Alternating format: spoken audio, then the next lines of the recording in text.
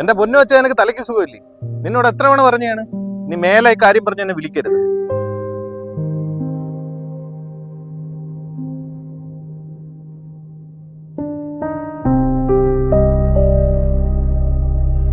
എന്താടോ രാവിലെ നല്ല കലിപ്പിലാണല്ലോ? അങ്ങനൊന്നുമില്ല മാഷെ. മാഷ് എങ്ങോട്ടാ? തന്നെ കാണാൻ. എന്നെയോ? എന്താ മാഷെ കാര്യം?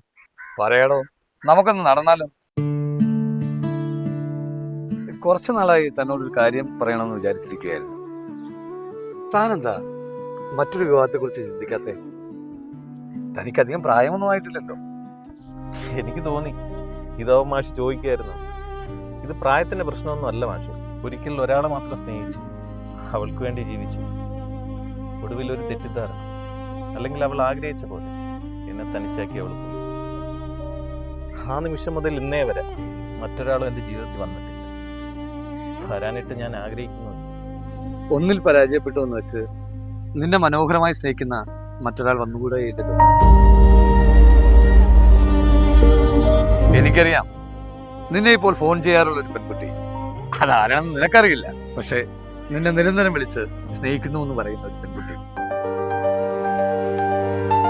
അവളെ എനിക്ക് നന്നായി അറിയാം. അത് മറ്റാരുമല്ല, എന്റെ മോള് ശോഭ.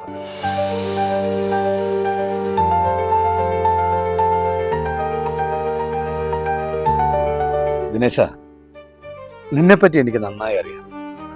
എന്റെ മോൾക്കും. അവൾ ഇതുവരെ എന്നോടൊന്നും ആവശ്യപ്പെട്ടിട്ടില്ല. പക്ഷേ ഇപ്പോൾ അവൾ ഒറ്റ കാര്യമേ പറഞ്ഞിട്ടുള്ളൂ.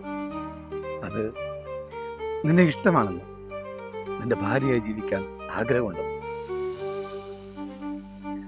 പക്ഷെ എനിക്കറിയാം നിനക്കത് ഉൾക്കൊള്ളാൻ സമയമെടുക്കുമെന്ന്. ഒരിക്കലും നീ ഇത് നിന്റെ രണ്ടാം വിവാഹമായി കരുതരുത്. നിന്റെ ജീവൻ തുടങ്ങാൻ പോകുന്നേ ഉള്ളൂ. നന്നായിട്ട് ആലോചിക്കുക, നല്ലൊരു തീരുമാനമെടുക്കുക.